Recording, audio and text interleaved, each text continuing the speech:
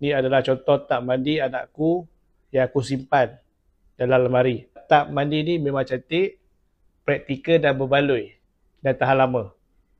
Jom kita ambil keluar. So dia punya tepi dia macam ni. Tak tinggi mana. Okey. So dalam dia macam ni. So aku ambil keluar ni pelapik dia lah. So dalam dia macam ni. So korang boleh mandikan baby korang kat dalam ni.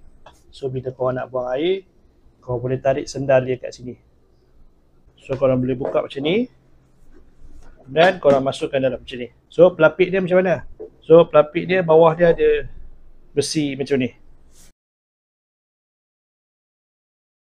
So dia jadi macam ni. Pelapik dia macam ni. So kat belakang ni sendal dia. So stand dia jadi macam ni.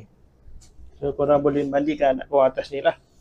Mandikan dia dan mandikan dia untuk lap, bilas badan ke atau apa ke boleh. So pandangan dia macam ni. Okay. So